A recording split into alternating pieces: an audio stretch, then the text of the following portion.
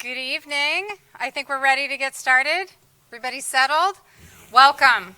I am Rachel Cichowski. I'm the new chair of the Political Science Department. I am a scholar of comparative and international law and human rights, and I'm really excited to welcome you here this evening. So, we've been doing this. We've been doing this all fall long. What we've been doing is we're sort of calling these democracy discussions. So I thought I'd start with this slide up there. So in case, I know some of you have been able to make these, others maybe not, but it lets you know a bit of what we've been up to. So we've tried to make this election local, meaning let's have community discussions about it. Let's bring together faculty and staff and students, alumni, community members. Really excited to bring you all into the same room, hear from some experts and interesting folks, and then hear your questions and engage in discussion. So that's what we're going to be doing more of here this evening. This fall, we started out talking about polarization. We talked about gender and race and how it played out in the elections. We talked about why votes and voting matters, and here we are tonight. The big question, right?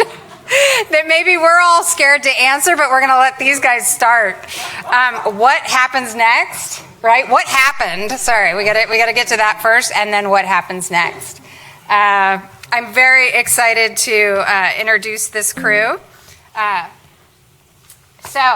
Maybe we'll just. I'm gonna go in the order on my piece of paper. I want to introduce these folks to you, and then I'm going to turn the stage over to them, and then we're going to have plenty of time for question and answer. So let's just start by introducing them. So I'm delighted to be joined by faculty of the Department of Political Science and also the Jackson School of International Studies. So let me start with that. So we have Jessica Beyer, who is an assistant teaching professor in the Jackson School of International Studies, where she also leads the school's cybersecurity initiative. And her research focuses on online communities and politics, dis and misinformation, and cybersecurity. So Jessica can give a wave out there. Then I'm turning to, let's give her, why don't we, each of these guys deserve, they deserve applause now, right? They're up here willing to answer these really important questions. Next is Victor Menaldo. He's a professor of political science and co-founder of the Political Economy Forum. His work focuses on political economy, populism, and technological change. He's written for the Seattle Times, the New York Times, and is the co-author of the forthcoming book, U.S. Innovation, Inequality, and Trumpism. So, and he's getting tired of answering so many questions, but he's gotten increasingly popular all of a sudden, even though he always is. But Victor, give a wave out so everybody knows who you are. Then I turn to Scott Lemieux, who's an associate teaching professor of political science, specializing in public law and American political institutions. He's contributed to publications including The Guardian, The New Republic, The Los Angeles Times, and The American Prospect, and is the co-author of Judicial Review and Contemporary Democratic Theory, Power, Domination, and the Courts. Let's put it up for Scott. And finally, these three faculty members are going to be in conversation and moderated by Professor James Long, who's sitting here on the end. He's a professor of political science and co-founder of the Political Economy Forum. He specializes in democracy, voting, and election security in a global context. He's observed elections in Afghanistan, Kenya, Ghana, South Africa, Egypt, and Uganda. He's co-author of The Social Origins of Electoral Participation in Emerging Democracies. Let's give him... So you've got some experts here this evening coming from many different directions in the subfields of political science and politics. So in order to facilitate the Q&A this evening, we're using the platform Slido. If you take your cameras up and scan this QR code, it will take you straight to that platform. You can ask questions throughout, and they'll just start filling in there. You can upvote questions if you see ones that you like and you want to bring extra attention. We're hoping to give plenty of time for questions, but as you know, there's only so much time. So we'll try to get to as many as we can, but we'll see where we get. All right, without further ado, I'm turning it over to the panel. Here we go. Great. Thank you, Rachel. And thank you all for being here. I can't think of a set of people I'm more excited to talk about this election with. Given the title of the roundtable, the 2024 election, what just happened, what happens next, I would like to talk about what we know a week out from the election, and since we have a clear winner in the re-election of Donald Trump, what to expect in the coming months and years. And I would like to cover four main topic themes before opening it up to the audience. And as Rachel said, you can go ahead and add questions on Slido. The four themes are on election security and electoral integrity, voter turnout and voters' choices, where the Democrats go from here, and what to expect from a second Trump administration. So before we get into it, I just want to ask each of you to say what was the first thought you had when the networks called the race for Trump on Tuesday night? Scott, you want to start? Well, I guess, one thing is I carefully arranged things. I had a hockey game teed up on DVR, dipped into the coverage a little bit, saw the first Steve Kornacki note the vote shift in basically every county in Pennsylvania. There was 4 points, and then I pretty much, I believe I let my wife who's in attendance take over the TV. So, it was pretty, I think that given trends, when the election was finally, first called by Trump, I think by Fox News, but then I think the writing had been on the wall.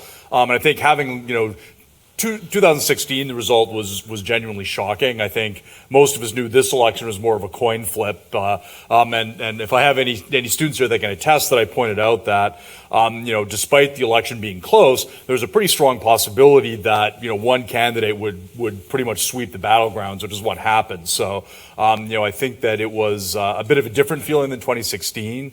It was sort of building up all night, but I wasn't shocked when that happened. And so I tried to normally on election day, I'm really obsessed about watching coverage. And this time I sort of tried to, once it was pretty clear where things were headed, I sort of tried to peel back. So I don't know if anybody else used that strategy, but I was following things online and looking at the counts and everything. But I was trying at least to put it in a little perspective. Victor? Believe it or not, I thought about this event immediately, and I said to myself, what did I get myself into when I agreed to do this? But then I recovered a bit and said, I stamped my ticket to Kane Hall on this side finally. I'm not going to miss this for the world. So I was excited about the event. But I did think, is this a political realignment for the ages? Is the Republican Party now a workers' party or a party of the working class and middle class, or is this a cyclical thing? So maybe the audience will help us address, that hypothesis about what happened. Jessica? So I went back in my head to the summer when I thought, I hope the people who think that age is the causal factor here in Biden's polls being bad were right, and it turns out probably maybe they weren't. So that was my first thought. And then the second thing I was watching for was whether there would be violence against election workers, which there didn't seem to be. So it was good to get to the end of the night without that. My first thought was, do I open the cheap route or the expensive route? So let's start with topic one, election security and electoral integrity. So Jessica, I understand you're currently teaching a class on cybersecurity. Tell me, headed into 2024, what were the main concerns that you were looking at? And can we conclude that this was a secure election? Yeah, so we can, I think, conclude it was a secure election. Essentially, most of the assessments of how voting went have found that as secure as any election process can be, which of course there's no perfect process, I always say in my classes, the election was a secure one. We have seen a lot of changes in how we vote since about 2018, and most of those changes have made things more secure in really positive ways. So we also saw a lot of other things happening as well related to the election, and elections, of course, are socio-technical processes, so they're not just about whether the voting machines are working properly, but they're also about things like whether we trust the process, whether our poll workers feel safe, if there's other sort of outside inputs trying to change outcomes. What do you think about this idea that Iran had hacked the Trump campaign and, perhaps was even behind to what he claims was behind at least the first assassination attempt, as well as the Biden administration coming out and saying Iran was trying to influence up against what you were monitoring with Russia and China? Well, we know all three countries were involving themselves in the election in some way. We have also the Chinese hack of Verizon that allowed them probably to get a hold of text messages from the Trump campaign. We have, we've seen this since 2016, right? The outside actors trying to change the outcome of the election, or I think sometimes in the case of Russia, just trying to make us not trust the process. Which is in and of itself an outcome that would be positive for them. And I think it makes sense, right? I actually asked my class this last week, why a foreign actor would try and interfere in the presidential election. And U.S. elections are extremely high stakes, particularly presidential elections. That said, we also saw Chinese disinformation like down ballot as well against particularly anti-Chinese Republican candidates. And we have examples of, like, in 2022, Iranian actors posting in local subreddits as well, trying to sort of sway people's opinions. So I think we can expect to see a lot more of that. What do you make of the bomb threats on Election Day in swing states that were supposedly done at the behest of the Russians? I think that it, again, makes sense. Whether that would actually keep people from voting or not, anything outside of the normal process makes people doubt the process. And I think ultimately Russian goals are to make us doubt whether the process is working or not and question the outcome. But do you think big picture, I mean, you and I have been talking about elections actually for a long period of time, but particularly since 2016, do you think big picture, the election infrastructure in the United States has been improved since 2016? Yeah. I mean, we do know that the Russians were able to infiltrate all 50 states in 2016. Do you think since then Americans should feel confident that both in 2020 and in 2024 improvements have been made? Yeah, so actually, it's in the class I'm teaching now, which is Cybersecurity and International Studies, I have my students every year do a risk assessment of a U.S. state of their choosing. So I've actually watched students turn in research on the soundness of elections in U.S. states since 2017, and absolutely election security has improved. One of the sort of two basic ways that we see that is that most states now are producing paper receipts of how people voted. I think the last number I saw was 95% of states now have some sort of paper record. This allows for people to correct if their vote has been recorded incorrectly. It also helps with auditing. And also we see an increase in auditing. Most US states have some sort of auditing process now in place. So in terms of like the mechanisms of voting, yes, we also have seen over time, if you think about in 2016, it was the first time we saw sort of big candidates talking about cybersecurity at one of the Trump-Clinton debates. The sort of awareness around cybersecurity has increased dramatically, as well as the resources, both provided like at the state level and also provided at the federal level. So like the Department of Homeland Security, Cybersecurity and Infrastructure Security Agency, for instance, has done a lot of work, highlighting risks, trying to prepare states. So I think yes, but that said, cybersecurity, there is no perfect system that will protect you. There's always risk, and I would absolutely expect that our election systems will continue to be targeted. So last question on this topic, because you do a lot of work around dis and misinformation in online communities.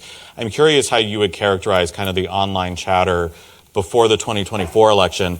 And I would also like you to address the sort of left-wing paranoid Twitter now about the 200 million or 20 million votes that have been lost, and now the sort of left-wing rumor mill about, potentially Elon Musk or Vladimir Putin somehow infiltrating things that have arisen on left-wing Twitter and social media in the last week since the race was called for Trump. Yeah, the information environment is pretty garbage filled, right? So especially if you look at something like Twitter, which used to be a somewhat useful information source, and now I don't use Twitter that much anymore. I've migrated to Blue Sky, but I was just shocked at the number of AI produced videos I saw on Twitter in the lead up to the election. So I think what we're looking at is an information environment or ecosystem that is full of a lot of bad information, and that people increasingly are getting their information from things like TikTok, which of course is like feeding you things based on your preferences. So it's not good. That said, I think people are more aware of that it's more garbage filled, so perhaps that awareness will help us. I'm not sure. That's like I think one of the challenges for our times actually is figuring out how to live in this world in which we're just connecting everything to the internet, and none of it's that secure. And then we're also have this sort of information ecosystem that where there's very few trusted sources anymore. In terms of left-wing, the sort of left-wing election, the election wasn't fair or whatever, both mis and disinformation campaigns plug into existing narratives. So it's no surprise to me that we would see whichever side lost sort of questioning what happened, and that would become attached to these narratives about whether the election was fair or not. Again, elections are socio-technical processes. They are messy. There's no way to have them operate in a sort of a perfect way, and that means they're always a really good venue for there to be both dis and misinformation spread. And disinformation is bad information spread with a political goal, and misinformation is like I share something that my aunt said because I thought it was true, so it was unwitting sharing of bad information. Okay, so turning now to voter turnout and voter choices, Scott, it's fair to say that this was an electoral college blowout, but the popular vote is more or less, I mean, it's much, much closer. It's within 2 points. You wrote recently on your blog, Lawyers, Guns, and Money, about putting this election in a comparative global context about how hard it's been for incumbent parties across the ideological spectrum in industrialized democracies to win, really in the post-COVID world. Why is it so hard to be an incumbent? Yeah, to the extent that I have a hot take about this election is that I think that Kamala Harris was a good candidate who ran a good campaign. That's a very debatable and unknowable point. But I think what's objectively true is that if you look at the performance of incumbent parties in kind of comparable wealthy democracies in 2024, the Democrats had the best performance, presidential and legislatively. And really, if you go back to 2022, when inflation really took off with the invasion of Ukraine, incumbent parties have just been getting slaughtered. The British Tories under Sunak lost 250 seats and 20% of the popular vote. We've seen it in North Korea, we've seen it in New Zealand, we've seen it in France.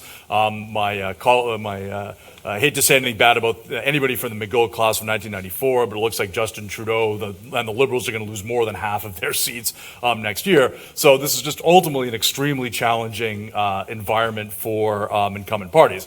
Maybe Democrats should have been able to do something to overcome that, but this was not, and it's sort of amazing that anybody could think that Donald Trump is easy to beat in 2024, but particularly in this context, I don't think that's true. This is really swimming uphill, and I guess we found that voters are very angry about inflation.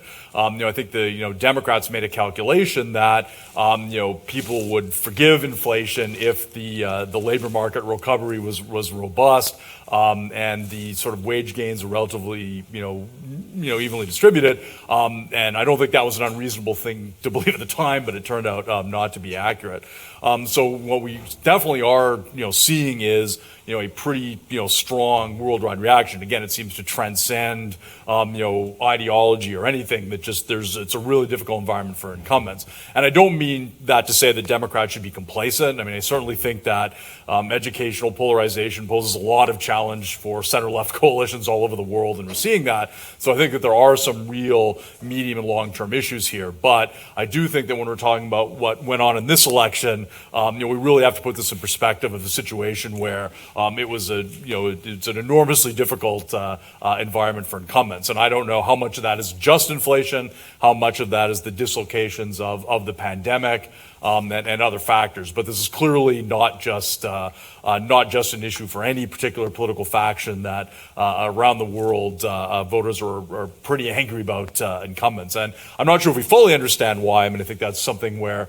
my comparative and political economy and voting behavior colleagues will have a lot to teach us over the next couple of years. But it's certainly striking, what a bloodbath this has been for incumbents this year, and really going back to 2022.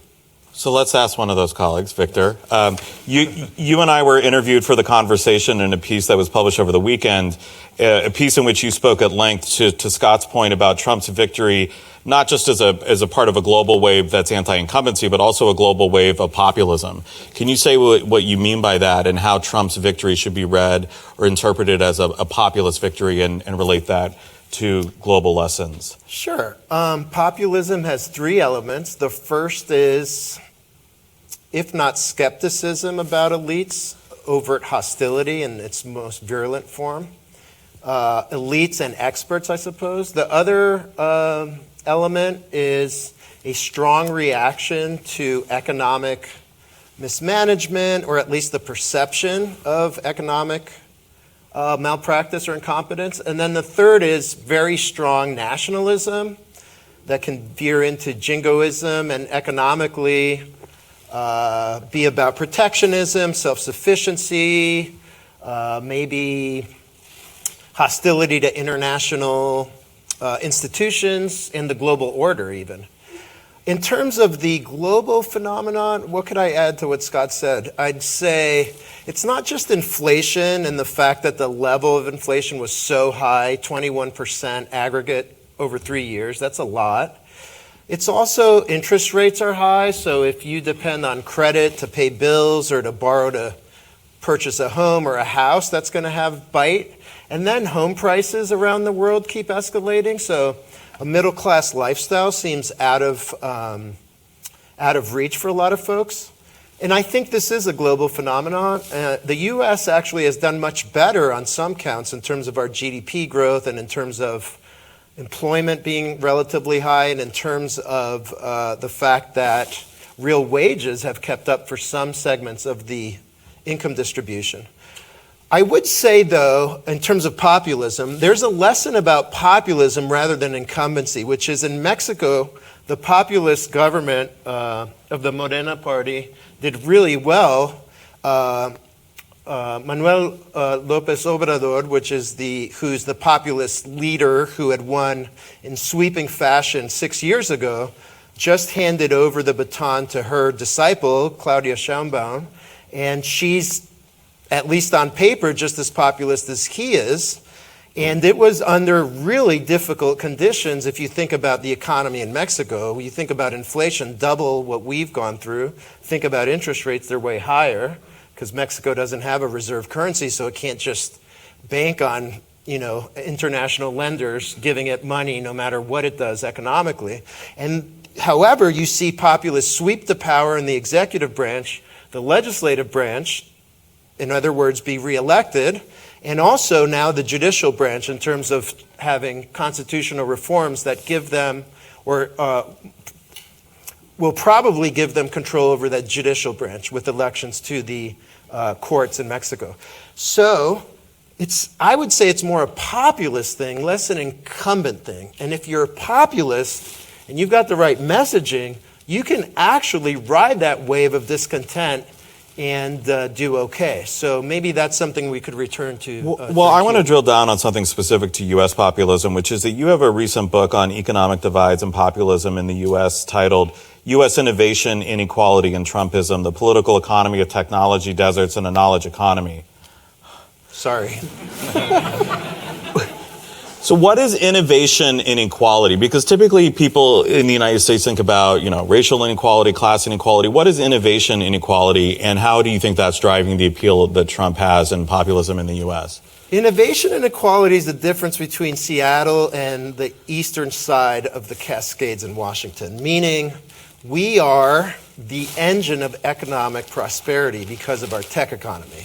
And certain pockets in the U.S. are at the bleeding edge as well. Silicon Valley, parts of New England, parts of North Carolina, the Research Triangle, which encompasses UNC and Duke, parts of Georgia, the suburbs of Atlanta that went for Vice President Harris, even though they're in a red state. However, those pockets are like oases. And if you think about the whole country, it's an innovation desert in that our economy is based very much on intangible stuff. We are really good at ideas and software and research and development and highly educated people who can generate algorithms and manipulate language and be very persuasive during PowerPoint presentations. But a lot of the more tangible stuff we've either outsourced or it's still around, but it contributes far less value to the economic pie. And that creates not only economic stratification, but cultural stratification, meaning when folks talk to each other in Seattle, they're using a different language and different prior beliefs about what we think and what our values are and how we're going to respond to each other. And it's almost like we're talking a whole different language than folks that are in areas that are less plugged into this global knowledge economy. And I think that's part of it. I don't talk about that in the book as much, but I'm actually working on a follow-up piece about the cultural stuff. So I think this happens in other countries, but in this country, it's extremely resonant because we are the leaders by far in the technological changes that are happening around the world. So our technological pockets, like Seattle, are just totally unrepresentative, not only of what's happening in the rest of the country, like in the middle of the country or in eastern Washington, but in the rest of the world. So I think that kind of gets at this inequality idea, I hope. Scott, I wanted to ask you about voter turnout. So one of the big questions that the media, the parties, and the pundits are trying to figure out is who actually turned out, not just what was the vote difference between Trump and Harris. So what do we know thus far about voter turnout in 2024 compared to 2020? Yeah, as best as I can tell with the projections, and I think there's a lot of misleading stuff because people forget that the West Coast counts as ballot late. So everyone says, oh, there's 15 million or 10, that actually... Including state of Washington, which takes a very long time. Yes, and California even much more so. So that it looks like definitely turnout is going to be down compared to 2020, but still very high, by historical standards. So higher than 2016, higher than that. So it's still a pretty high turnout election, but not quite as high. And so, I think that what some people foresaw as a major drop in turnout, I don't think is quite that much. But definitely, there looks like there has been some decline, particularly in urban areas, in cities proper. That was obviously a major problem for Harris in the states which he lost. Part of the problem too is that and I'm going to be interested to see. Because certainly Harris did better relatively in the states that were contested than those that weren't. So that there was a big shift in most deep blue states, although less so in Washington and Colorado and Oregon. And there was also a big shift in deep red states. The battleground states, there was actually a little bit less of a shift. And I don't know if that's more about mobilizing Democratic voters or about something else, but that's sort of interesting. But I do think, and again, going back to this, and there's sort of an assumption sometimes that Donald Trump is somehow a bad candidate, and he has some drawbacks.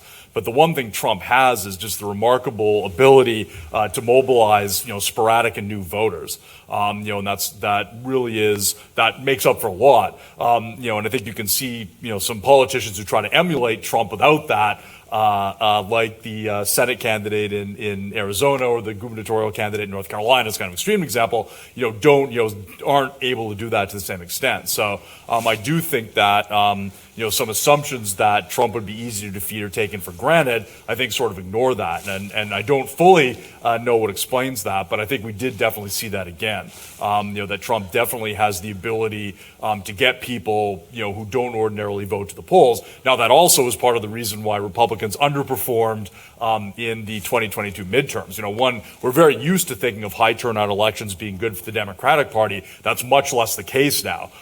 Democrats now have generally the sort of, urban professional voters who come out in every election. It's now Republicans who struggle in special elections and off-term elections. And I don't think we fully reckon with that either, that I think is really, that the coalitions that, again, educational polarization, is really, as well as some degree of racial depolarization, are really sort of changing what we know about the coalitions. And I think that we definitely saw some of that in 2024 as well.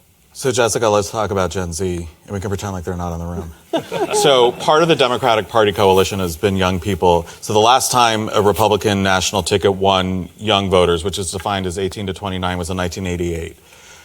Young men really swung towards Trump in this election. And as somebody who studies online communities and online communication, was that at all surprising to you? And why do you think the Democrats are having such a hard time reaching young men? This is such a hard question. I was surprised, yes, that the young men turned out to vote for Trump. I wasn't necessarily surprised to see support for Trump among young men. So I just didn't think that they would actually be bothered to go vote. But the sort of that online ecosystem that involves, like Trump got a lot of attention for going on Joe Rogan, right? That involves this sort of YouTube media, a lot of online communities, online gaming. These networks are much more robust than they are on the left. They're much more connected. Sort of people within those networks promote each other. And we've seen, right, since 2016, right, Steve Bannon also talked about mobilizing young men who play video games, right? This is a community of people out there who are interacting with each other in these online spaces. And so it makes sense that you would look at that and look at some of the rhetoric in those spaces and, think that you might be able to turn some of the grievances that are expressed into voting.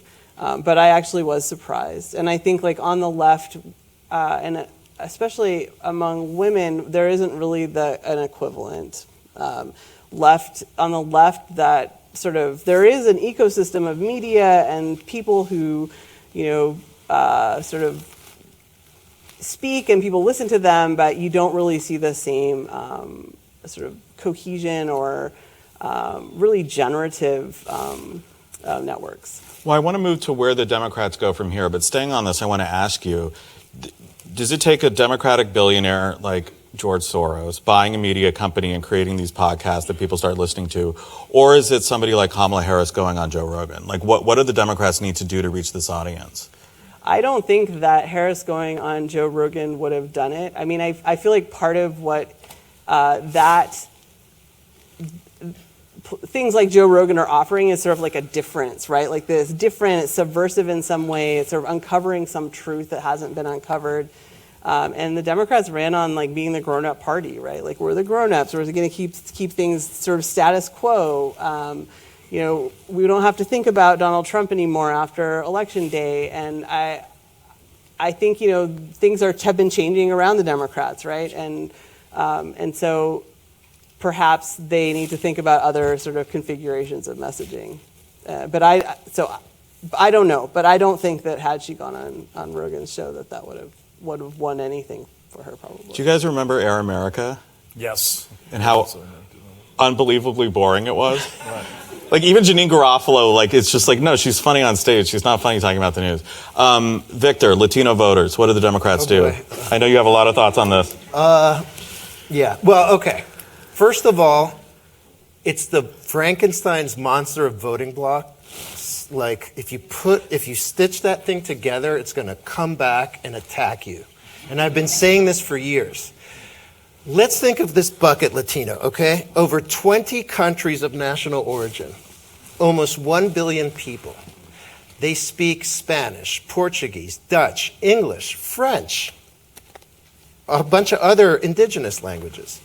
Racially, we might look very similar to each other, but we've got African heritage, Asian heritage, Spanish, indigenous, Middle Eastern. Look at Mexico. It has 31 states. Nobody gets along. My dad lives in Mexico City now. I'm American, and my parents are American, but they went back. My dad lives in Mexico City, my mom in Guadalajara. They can't stand each other. My parents can't. They're divorced, but neither can the people in these cities. What makes you think they're going to come over here and get along and see each other as a cohesive group? It's not going to happen. Another thing is, in terms of the generations, yes, the first generation, immigration, my parents, so that's very salient. Second generation, I don't know, third? By then, you're assimilating. You don't view yourself necessarily as carrying your parents' baggage or your grandparents' baggage, and whatever they thought about politics is no longer relevant to you.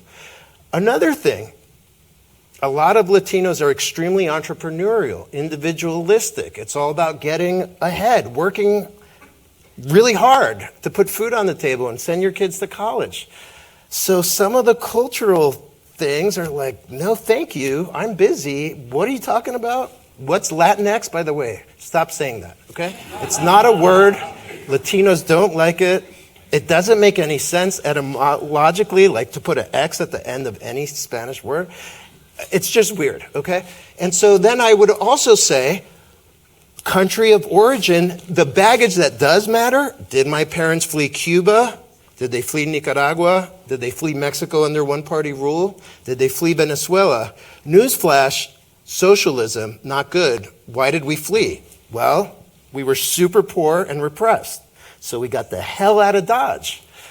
So some of the left, like getting to the left fringe appeals, are just not attractive if that's what matters. But sorry, are you saying that instead of having just sort of a nationwide, like this is how we approach Latino voters, Democrats need to sort of go at the state level and think about, okay, what does it mean in the Rio Grande Valley of Texas versus Miami versus New Jersey? I'd rather not offer a prescription. That's my diagnosis. My prescription is not something people want to hear. I would say get rid of the category. It's not helpful. Then how would they reach Latino voters just as voters then, even if it's not How do you reach any individual? You speak to what matters to them. Again, the heterogeneity is just too much. Like, I talked to you, when were we interviewed about this? Naomi, right? For the Wednesday morning, yeah. So in economics, economies of scale make a lot of sense until they're diseconomies of scale. So yeah, the cost curve comes down, you increase units, and the cost curve comes down in terms of the fixed costs are spread across more units, so you bring your average cost down. So yes, voting blocks make sense until you hit diseconomies of scale. Meaning now, to appeal to the next person in the group, it's actually more expensive to use the old technology or the old approach, which is you're Latino, you're in a bucket, you're the same. No, we're not. We never were, and now it's just becoming even more intense in terms of, what is the word where things in physics? I always forget. Centripetal or centrifugal? See, nobody knows. No, entropy is going towards chaos. No, you whatever it is where things grow apart, centrifugal, I think. Yeah, that's what's happening, right? Yeah. So I would just abandon the category. Scott, white working class voters, particularly those without a college degree, how do the Democrats, they are a huge proportion of the electorate. What do you think they do?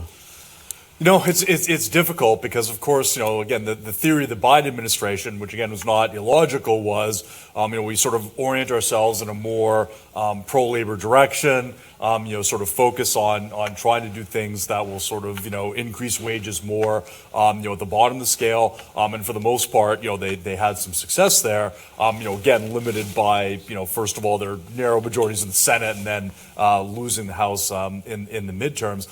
But, for whatever, and again, this is not to suggest they shouldn't have done those things, but the political payoff was not there.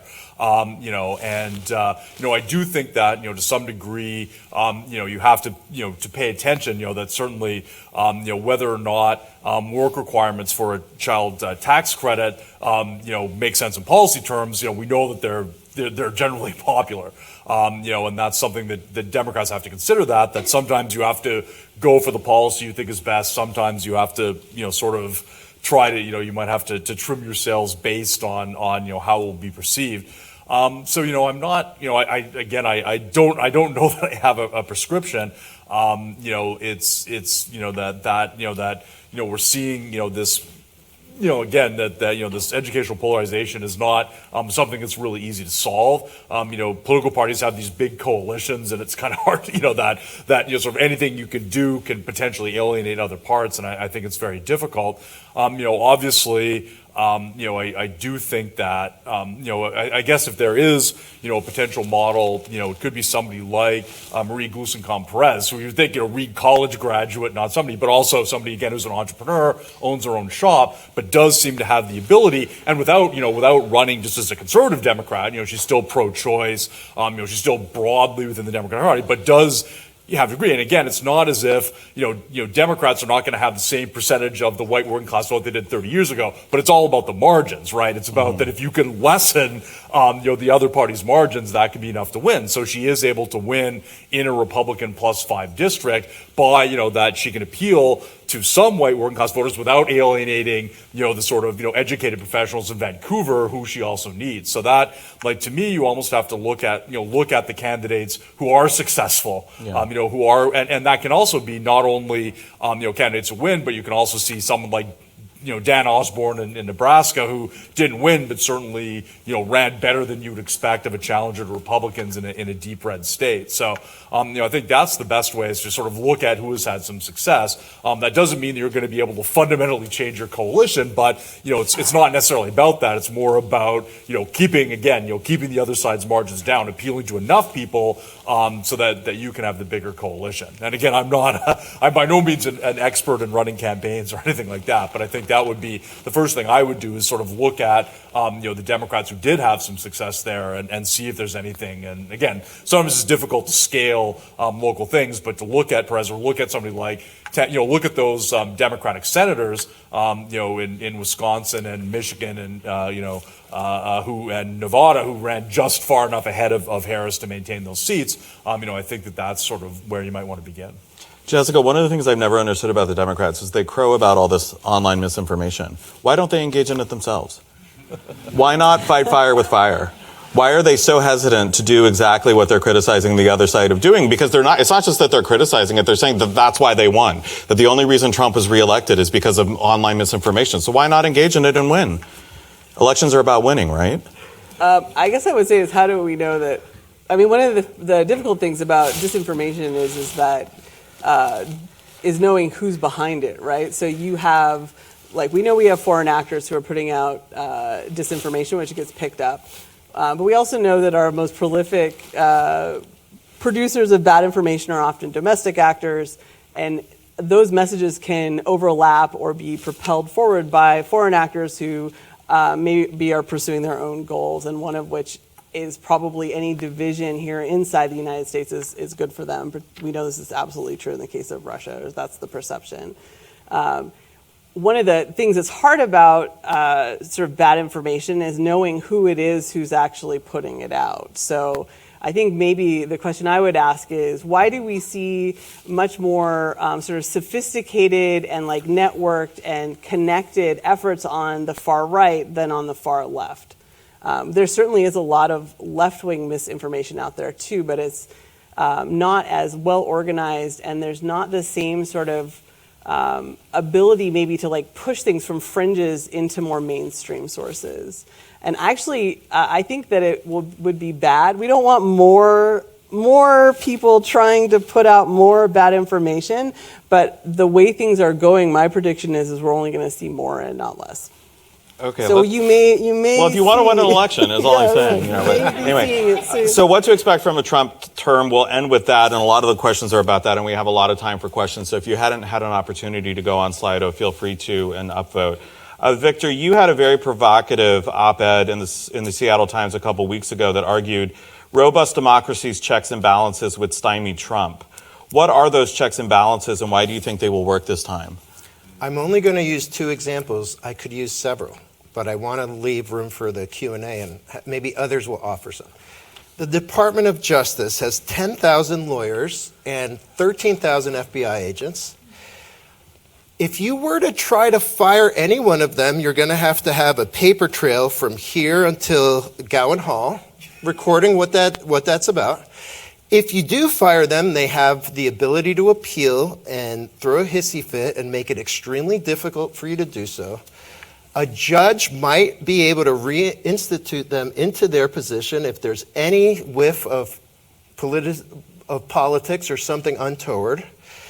Suppose you're able to fire all those folks who have law licenses or pass the bar, many of them in Washington, D.C., or you fire their administrative staff.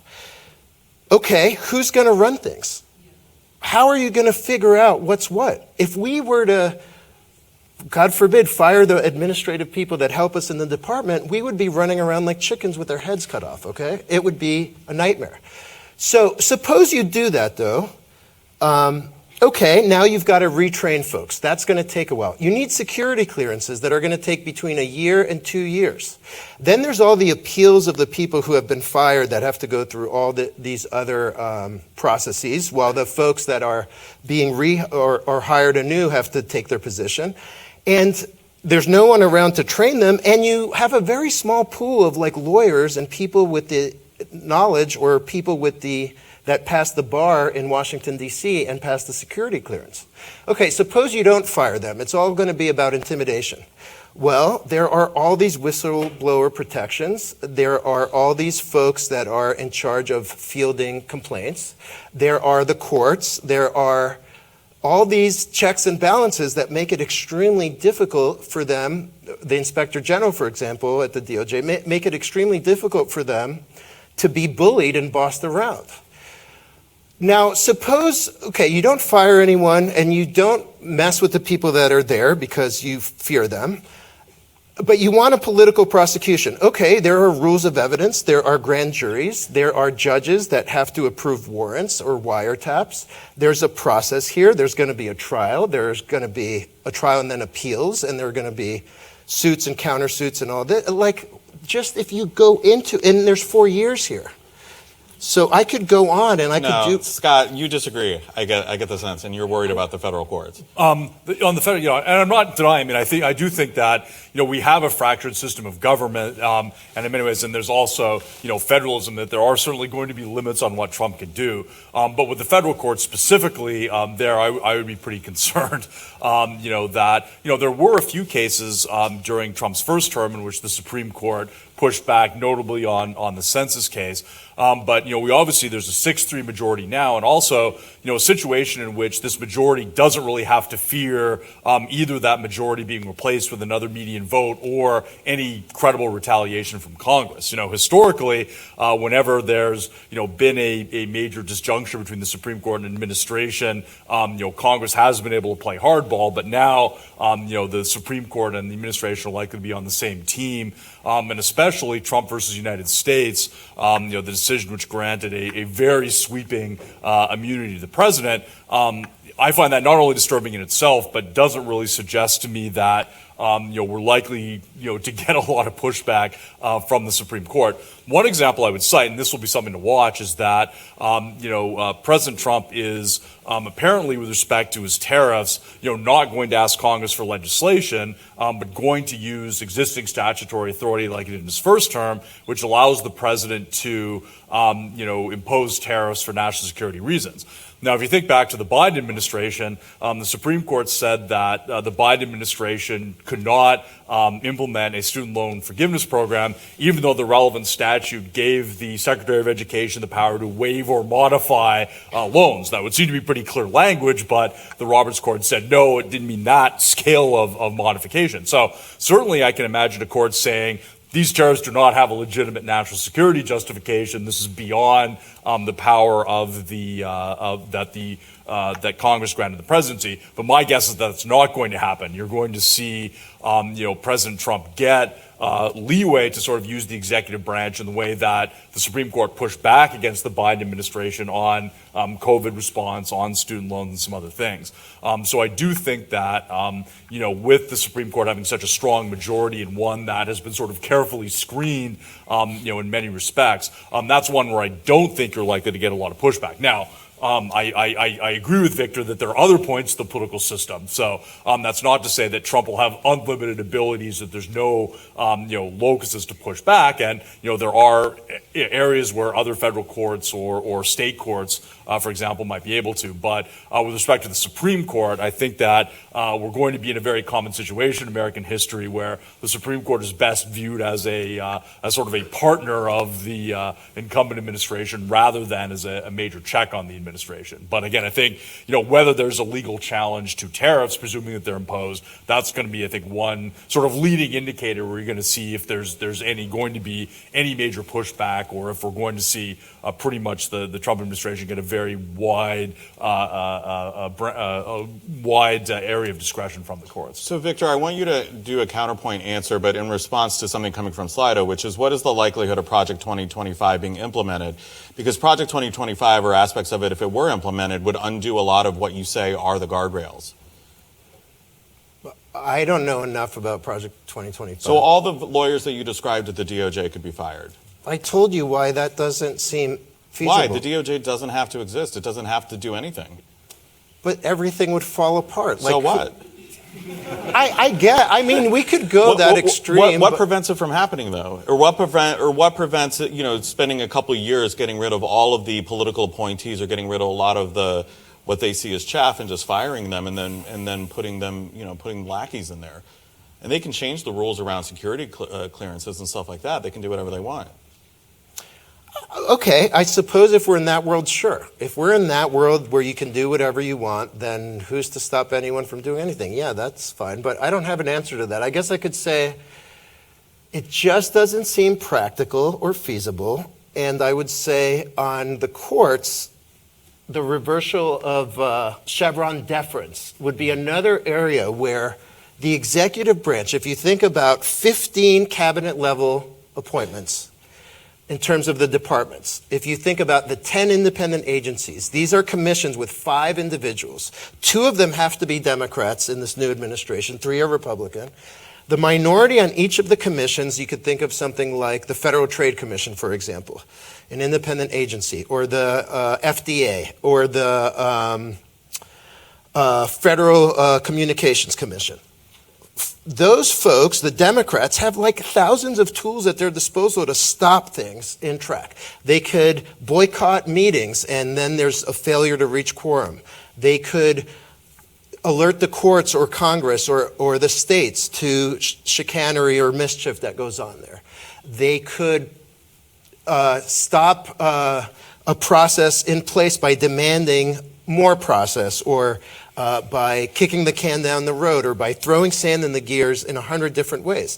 If President-elect Trump wants to get anything done, he's got to work with the army he has, if you will, and that's the current way the executive branch is structured. And the Chevron deference, why I brought that up, now says, the court said, you can't just make stuff up as an executive branch agency. You've got to defer to the courts. They're going to interpret the law, and we're going to empower Congress. In other words, a check and balance. So that's another one of these things. If you look at the details on the ground, if he wants to get any of the agenda implemented, he has to play ball with who's there instead of try to gut it and absolutely destroy it, I think. Okay, Jessica, this is a question I want you to answer, somebody who might help him. Trump has just appointed Elon Musk to lead the new Department of Government Efficiency. What happens next? And I'd like you to answer that, not just with respect to Musk specifically, but sort of the role that these tech entrepreneurs, these people that created platforms might play in a Trump administration and how you see that. I mean, is it real? Is it just until they have a fight and Trump, Musk leaves? Or I know you're a huge fan of Elon Musk, so I thought... I always think of this example of this interview I watched with him from quite a few years ago where these sort of journalists were asking him questions like, what's the meaning of life? And like this sort of rapt way waiting for his answer. And I thought, how could you be surrounded by people like that all the time and not think that you knew everything? I'm not sure. What we've seen in the last Trump administration is that his relationships with people aren't very durable. You're talking about Musk or Trump? Trump. Okay. So I would be surprised with 2 big egos like that relationship will be durable, but perhaps it will be. I'm not sure what types of checks and balances would be in place to stop Musk from enacting ideas that he might have about efficiency, which are probably bad. If we look at the example of Twitter, where he basically took a fairly functional platform that was a great information source in a lot of ways and has made it dysfunctional, and did that by just firing most people that probably he's not going to make anything better. Unfortunately, he has a lot of power sort of outside of the sort of formal political system because of Twitter, but also because of things like Starlink. And I think that I've at least been troubled by that for quite a while. Like him, for instance, he decides who gets to use Starlink, which is core critical infrastructure in places around the world, which is his right, I suppose, as a business owner. But he sort of, there's like a lot of big security questions related to that. So I am concerned in general about the power that these heads of these big tech companies have. We could talk about Mark Zuckerberg too, who oversees the platform that's the most used social media platform globally. what the impact of those platforms have on us and have on society is still unclear, but we know that in a lot of ways it's really negative. So, and it's negative on sort of differently across different demographics. So for instance, we know social media is terrible for girls between the ages of like 11 and 18. Absolutely terrible. And those men have a huge amount of voice in a lot of things. We also see there has been a lot of discontent in Washington, D.C., like in a lot of countries around social media and the power it has over setting what we're talking about, showing us what we see related to information, and it will be interesting to see how that plays out as well. The division between the Republicans and Democrats have been the Republicans are mad that Trump was deplatformed after January 6th and are sort of pushing back on the question of like what they sort of see as censorship related to political beliefs. The Democrats have tended to be like, we need to moderate content more. And we see in other democracies actually this move going towards more content moderation. So it'll be interesting to see what happens now. I think there's a lot that is up in the air. But in terms of Trump and Musk, I don't know that anything really good is going to come out of that. But I also do wonder how durable that relationship will be. Okay, our most popular question now, Scott, I want you to answer. What are the implications of the elimination of the Department of Education, and how will higher education be affected? Well, so the first thing, I guess, I'm not, I wouldn't necessarily assume that the Department of Education is going to be abolished. Republican candidates have been saying that for a while. I remember during the 2012 primaries when Rick Perry said he was going to abolish like 5 federal agencies and then forgot midway through which ones he was planning on. My understanding, let's say for the sake of argument that that the abolition goes through, that Trump can get Congress to agree. I think the biggest effect, I think one thing people don't understand is the extent to which the Department of Education, sort of funds, program for special needs students, people with learning disabilities. A lot of that funding comes from the Department of Education. A lot of that coordination, that would be a very major blow, and I think very difficult. And there's just so that I think that it's in that sort of knowledge and that distribution of funds. And again, it also depends on would the abolition of the Department of Education come with a major reduction in federal funding? How exactly would that work? Would that involve attempts to use leverage against institutions of higher education? We've certainly seen that in Florida, sort of political intervention to sort of try to sort of change certain universities in a directly political way. Would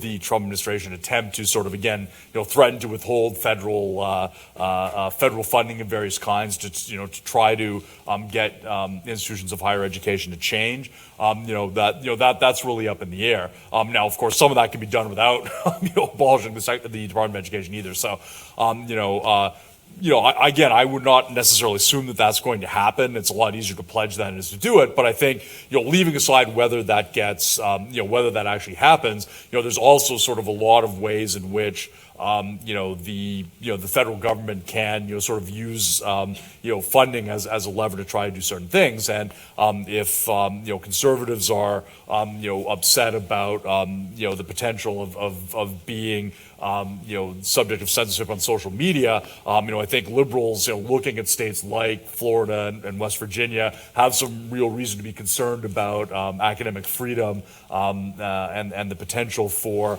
attempts to intervene in higher education. I know the vice president-elect has expressed some interest in doing things like that. Now, again, I'm not going to take a position on. I don't know whether that's going to be a priority, whether they'll try to do that, and I do think that some of that will reach places that they could run into resistance from federal courts. I wouldn't say that the deference that the administration will get in federal courts is absolutely unlimited either. That when that there are real threats to core speech, that certainly could produce some pushback. So I think that it's partly about what would happen if it's abolished, but it's also what Trump saying that he wants to abolish the Department of Education also signals other things about the administration's priorities that I think are worth keeping a really careful eye on. So So let's try to go to some lightning round answers. Victor, will we ever be able to mitigate climate change? Do you think another Trump term will demolish any hope that we can prevent its catastrophic damages? But I'd actually like you to answer that with respect to innovation, the EV market, and things like that as well, given who his political allies are. I think the EV market will do just fine. I think its current trajectory is one of growth. It's not as exponential as we thought. I think he'll have limited abilities to really squash that market because the performance features and the cost structure are such that I think these will be really attractive options. And if we go to driverless cars, as it seems we will, and it doesn't rely on Musk, it can rely on several firms that have made quantum leap advancements in that technology, EV makes much more sense. So for EV, I think actually no matter who won, whether it's Vice President Harris or Trump, I think we're on that trajectory. And that's true of a lot of technological change that really administrations can only move that needle so much. It has its own self-perpetuating type of logic. So in terms of climate change, that's way above my pay grade. I don't know. But EVs, I feel pretty confident in. Okay, Jessica, this is a question for you. You touched on it, but I want to press you a little bit more. How much did deliberate media disinformation play a role in Trump's election, let me say re-election? So let me rephrase it in the but-for question. But for online disinformation, would Trump have won the election? Nobody knows the answer to that question. People have been trying to figure out how to measure the impact of bad information on us in the United States since 2016. So people have tried in different ways. They've done the thing where they show people a bunch of stuff, and in there's like a political ad that has bad information in it, and then they ask people if they remember it. People usually don't. So it's hard to know, in parts because the sort of bad information, so disinformation, misinformation is plugging into things often that we're already talking about or believing. So especially effective disinformation campaigns will do that. So you see this in other parts of the world as well. So for instance, in Eastern Europe, Central Europe, you'll see concerted disinformation campaigns coming from Russia in support of pro-Russia candidates, but there already are pro-Russia factions in those countries, so it's hard to know. Sometimes they win, sometimes they don't. So I think it's hard. It's been hard for us to know, if we want to have a clear cause and effect line. There are studies that show that if you ask the people who share misinformation, sort of often the answers, so then you can get to what is the impulse there. Often the answers people give are related to group identity or signaling, belief structures, and that they really articulate things that are less about what's true or false. And in which case, we still don't know. We have a better idea about why things are being shared. That said, there's a general sense, right, that it's not good to have a lot of bad information spreading around. It's not good to have sort of all of this media that we consume flooded with that bad information. We've seen places where probably we see a rise of, say, violence or polarization because of it, but it's hard to draw those clear causal lines. So, Scott, there's a number of questions that kind of touch on the same issue, which is what are the roles that states can play in resisting kind of the worst impulses of the Trump administration? And people are referencing Washington and California. These are blue states.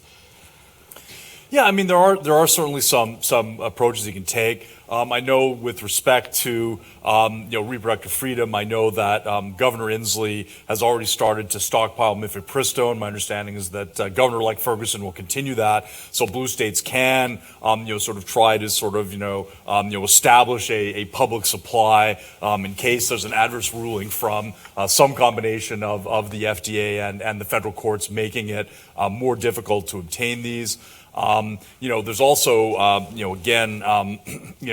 Seattle is one of a series of cities of what are known as sanctuary cities.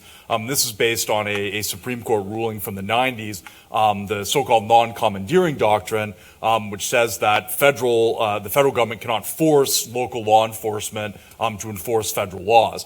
So the way that works with respect to immigration is that local law enforcement and state law enforcement will not help assist in the enforcement of federal immigration laws. Now, the states cannot obstruct federal law enforcement from doing so, but that is a real limitation in that the federal government doesn't have unlimited law enforcement resources, so that simply by not collaborating, you can't eliminate or fully stop what the Trump administration wants to do, but you can slow it down and make it less effective.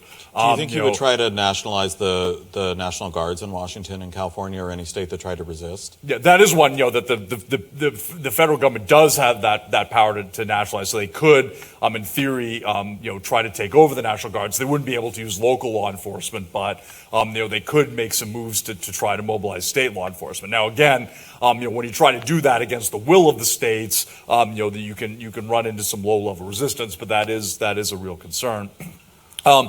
Certainly during the first Trump administration, state attorneys general, did try to use the courts to try to push back. But again, that's not going to be a super favorable judicial context. Again, that's not to say that there are no cases in which that's successful and that you shouldn't try. But that's where I think getting that Supreme Court supermajority is so important, is that that does limit at least one potential pocket of resistance in some cases. But again, policymaking is relatively fractured, and I do think you're going to see state and local governments, again, try to do what they can.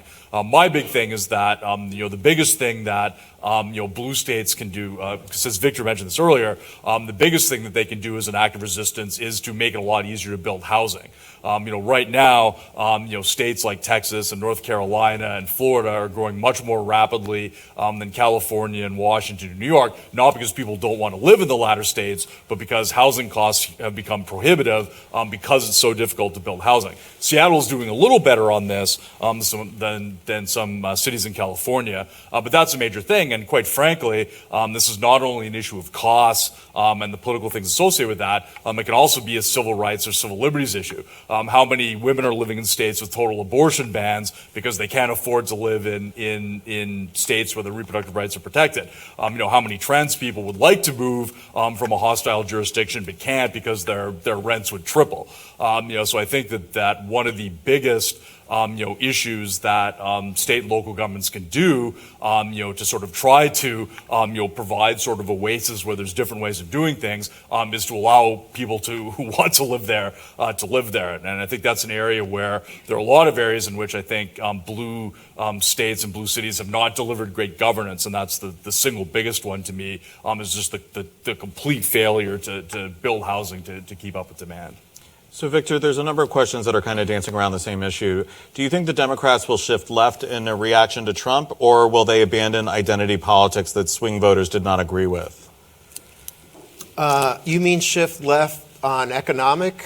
Well, I think it's like, is the reaction by the Harris supporters to go to kind of a progressive agenda, or is it to abandon that, particularly around identity issues?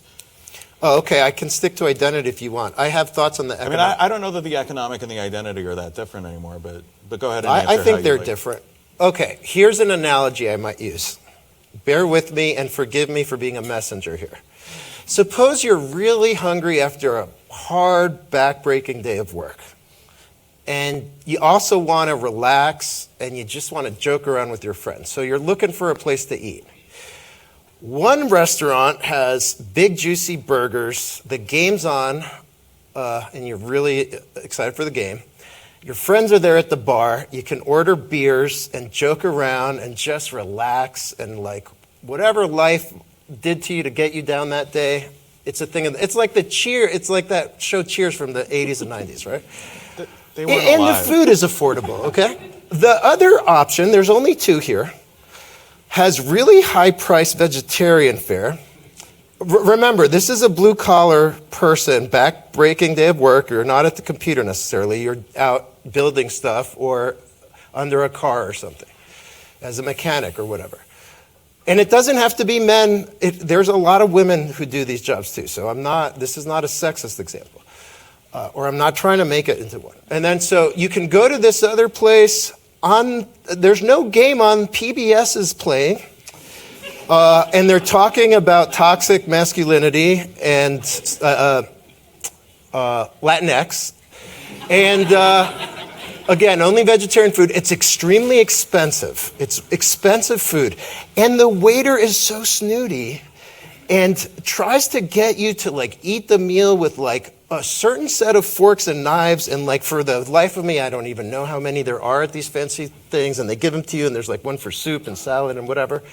And then like on the way, and these like, imagine it's a French vegetarian restaurant, super snooty, and then like on their way to the kitchen, insults you. The French would never be vegetarian. Or whatever. Good point. Now, I'm not saying this is true. I'm just saying it's a narrative, right? Okay? I would choose the Juicy Burger sports bar, and I think a lot of people would. And I would choose to watch the game, and I would choose to engage in politically incorrect jokes with my friends, and they could be of all different like ethnic groups and whatever, where we're just joshing each other and just having a good time. And I feel like if you want to win in a democracy, you need to run the burger joint, because the mass or the density of the data, I'm saying data because I'm thinking about regressions, the mass of the voting public is at the sports bar. Like, it's a democracy. That's who you need to appeal to. You don't want to condescend to your customers. You don't want to tell them that they're morally reprehensible or that they use the wrong language. And worse, you don't want to lecture them about how they eat their meal and like there's a right way and a wrong way. That's not how it works. They tell you. See, they can fire you. They're your boss. Okay? And if you're competing in a political market where the other party is constantly disrupting, constantly experimenting, constantly trying to peel your voters off by going on Joe Rogan, who, by the way, I listen to, and so do 30 million people, not gonna do, that's like Plato's Republic. This is where you play PBS. Not in a democracy. So yeah, they're going to do that. They're smart. I actually give Vice President Harris a lot of credit, because I think she understood this, and so did President Biden. Clyburn crowned Biden because he said, oh man, in my community, some of this crazy 2019 stuff that was going on during the primaries, that was just too far. My communities depend on the police, as rotten as they are, by the way. I'm not defending them. They depend on these things. They depend on fracking. They depend on... So I think, yeah, the Democrats aren't dumb. They're smart, and they've been trying to do it, and she didn't have enough time to run away from her 2019 baggage, I feel. But she did a great job, and she overperformed. It's really difficult when we force the politicians to appeal to us in Seattle and not people outside of like what goes on in like the graduate student union, which is great. Like, we should vote and we should be part of the coalition, but we shouldn't be telling folks what to put on the menu, at what price, and how to like eat the food that we serve them. I think a good example of this is Gretchen Whitmer being on Charlemagne the God over the summer. I thought she did a really, really, really good job. Jessica, I wanted to ask you, there's a question about young male voters, and we talked about the swing in the direction of Harris. But this is, I think, sort of a larger question, which is, why is it that so many young men are terminally online, and that's where they're looking for meaning in their lives? And lightning round, like I said. And why that's where they're figuring out politics as opposed to picking up a newspaper or talking to their friends? Like, what about it is drawing young men in this direction? Well, I mean, all of us are terminally online, and all of us are getting meaning from what we find online, and not that many of us are getting our information or our understanding of the world from sort of the ways we should, right? From reading newspapers of record or whatever. Many of us maybe also do that, but I think everybody is probably part of some sort of online community or place online where they talk to people, or they're sharing information, or there's some sort of ecosystem that they, are sort of a part of. And, I don't know, maybe it's like book talk, or maybe it's like the trad wife content, or maybe it's like this sort of networks of like media, like on YouTube or whatever. So I think it's not just young men, it's everybody. So I don't know specifically. What we have seen is over time, if we're talking about online communities and we're talking about young men, is we see that there still are a lot of predominantly male spaces online. They have been for a long time, since like the founding of 4chan. We've seen places where it's mostly men. They're often linked to gaming communities. Millions of people play online or games in general. So and that.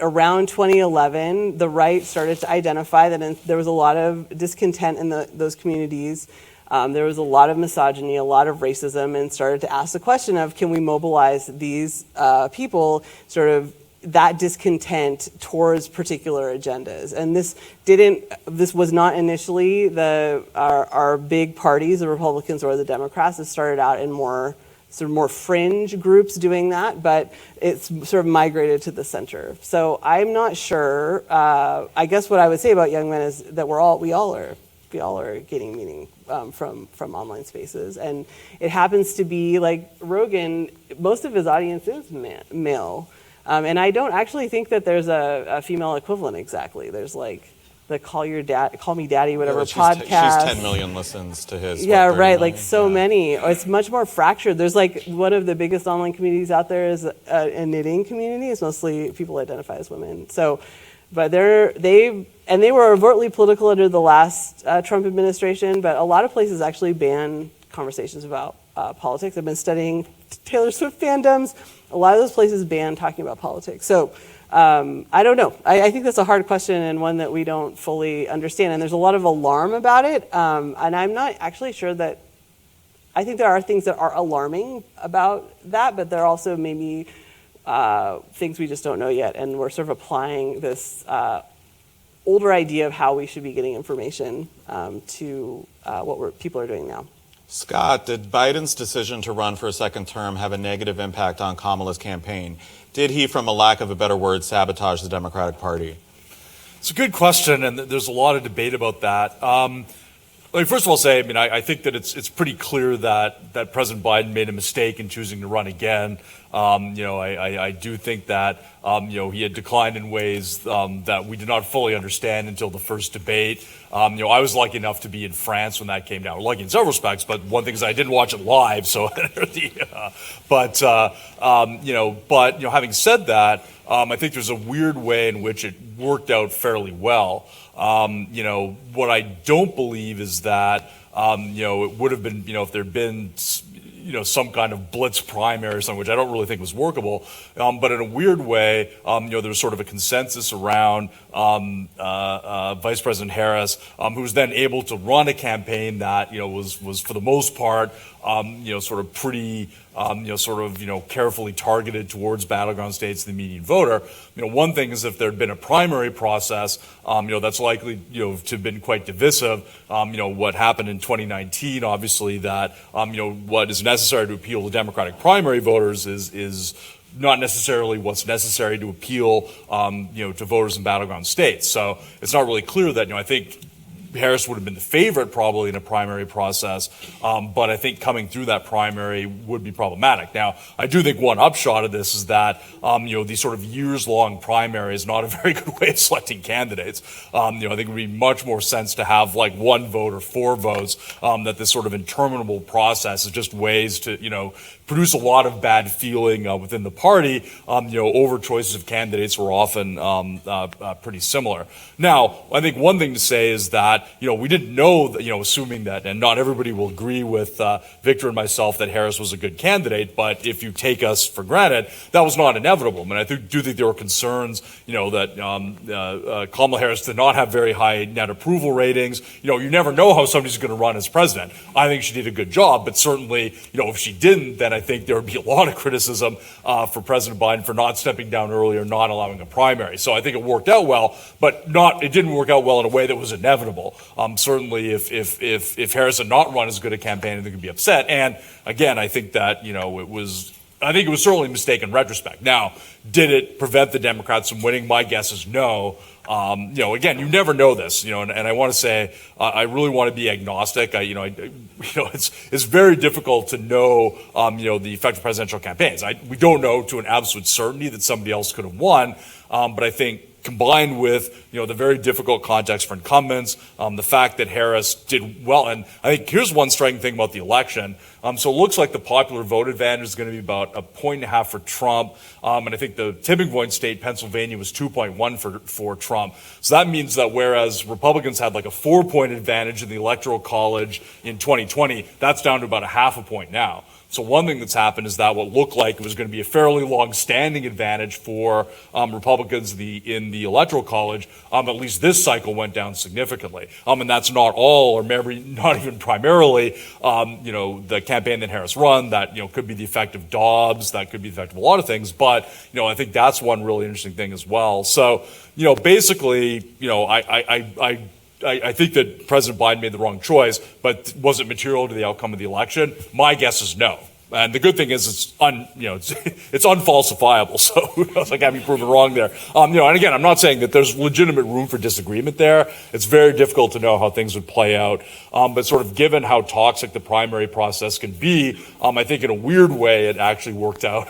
It might have worked out better. And I do think we should actually think about ways of maybe having a primary process that does not gender so much bad feeling within the party. But again, I don't think we can go back to the smoke-filled room days of the 19th century, and I don't think that did an especially good job of picking candidates either. I think that there is an expectation for democratic choice, and I think that's fine. But I think there are ways of doing that without having this campaign that goes on forever and tends to produce division among people who fundamentally share pretty similar views. So in a weird way, I think this worked out fine, but that was not guaranteed, and I think it's obviously a one-shot thing too. So I think we need to maybe think more about our candidate selection process going forward. Okay, so I'm going to ask you for closing thoughts in just a minute. I'm going to do very quick answers. So Sotomayor, there's not enough time to get Democrats to confirm somebody, and the Republicans wouldn't do it.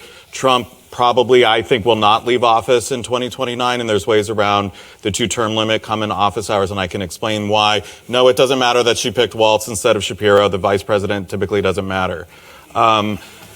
All right, closing thoughts, 30 seconds, what people should take away. I just wanted to get that out there because those are easy to respond to. This election was very secure.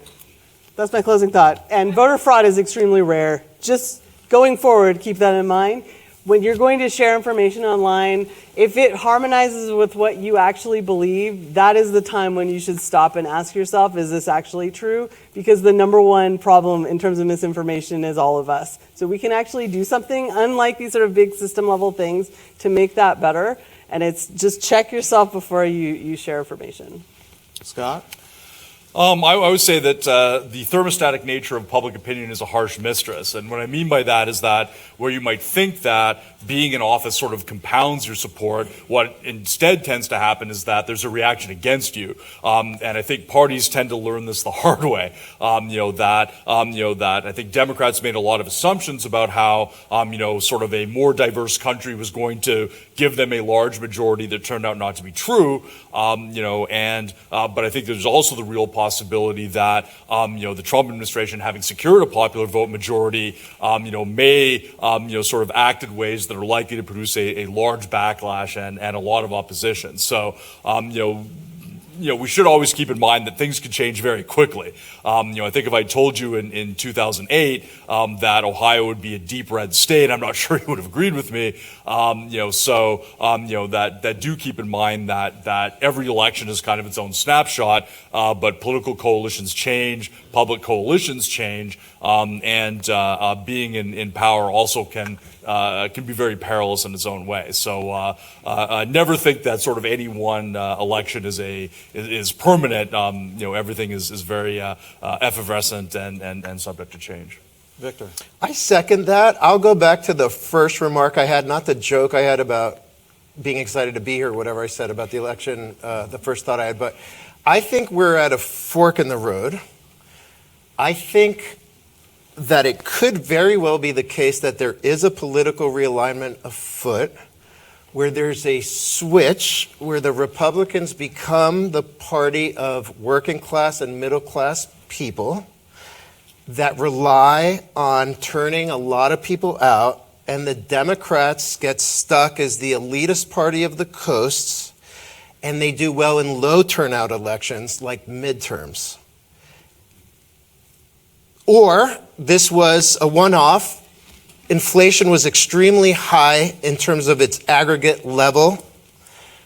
Interest rates did not help. There were a lot of unauthorized border crossings that swelled, and it made a lot of people nervous, including folks whose immediate ancestors may have come across the border.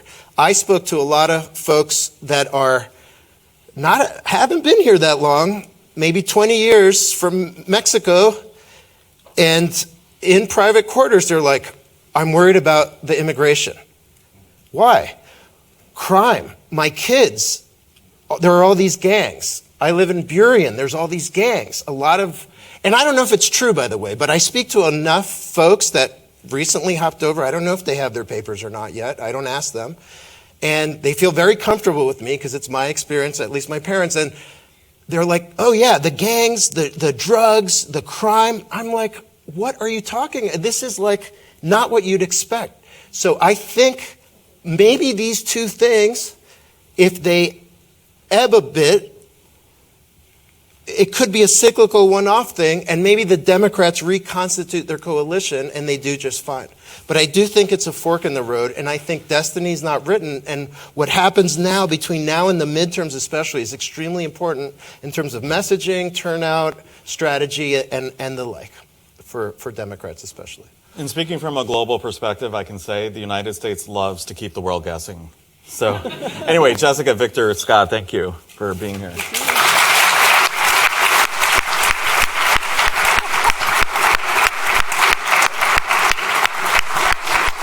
That's all I was going to say is just thank you for being here with us. Thank you all to you for being with us. Please stay connected. The Department of Political Science is going to continue our democracy discussions, and we look forward to you all being a part of it. So thank you again. Have a good evening. Thanks.